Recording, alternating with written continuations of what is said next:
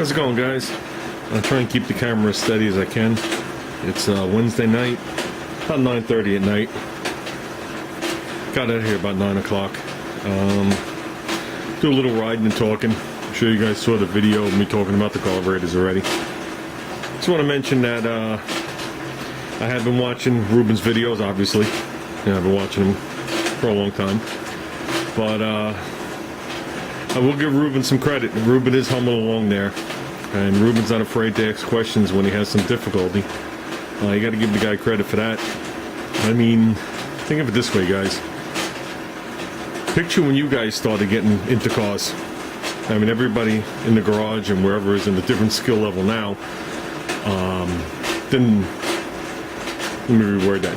They're at a different skill level now than they are when they started. Not that they are of Ruben. That's not what I meant by it.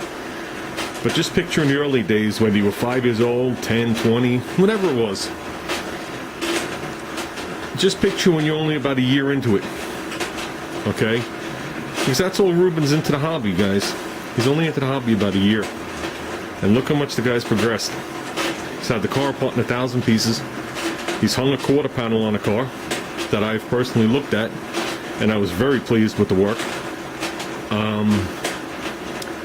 And he's tackling paint in this car. I mean, stripping it to bare metal. I did a lot of paint jobs when I was younger, 14, 15 years old. And, you know, some of the earlier ones, you're lucky you're sanding them. You know what I mean? So I give him a lot of credit for going this far into a car. And you gotta understand, every corner this guy turns, he's not sure what's going to happen, what he's going to do. When he pulls that trigger, he doesn't really know. He's just watching. And we all know watching isn't doing. Or else everybody that wrote a book would be able to do everything they wrote about, which we all know isn't true. If you can't do it, you teach it. Whether it's because of a handicapped issue or you just can't do it. Like I said, I just like to make a video.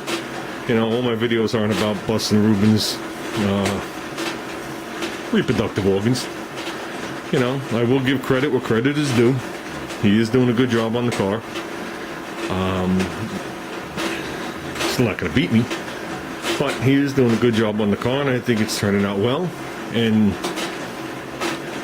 I think of it this way: he's already had issues.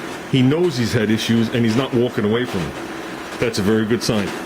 A lot of people say, "The hell with it, it's under the trunk," but he's, you know, he's going to try and make under the trunk as good as the rest of the car. So I guess that's all I wanted to say. You know, just thinking of Ruben here while I'm riding. You know, and I guess that's about it. Well, good luck there, Ruben. I don't know if you're going to need it or not need it. I think it's going to be a close race. But I think when it's all said and done, you're going to have a 1.5-inch rubber mark going right over the back, top, and front of Louise as I pass right by you. To get to Jimmy's first, so I could order something off the menu before you even get there. Have a good night. I would like to add one thing, and I will mention it a bunch of times over the next month or so.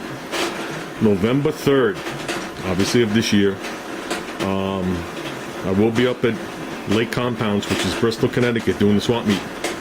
Anybody that's in the area that wants to come, hang out, and do whatever, you're more than welcome. Usually we bring a load of food. We'll cook the food and whatever. If anybody's hungry, I'm more than happy to feed you. So I'll probably take turns cooking with Junior this year. And just so you know, I get up there the night before, hang out in front of the place. So I usually get there about 8 o'clock. And we'll light up a barbecue then too. If anybody's in the area and wants to hang out the night before for a couple hours, you're more than welcome to come hang out with us. Okay? Take care, guys.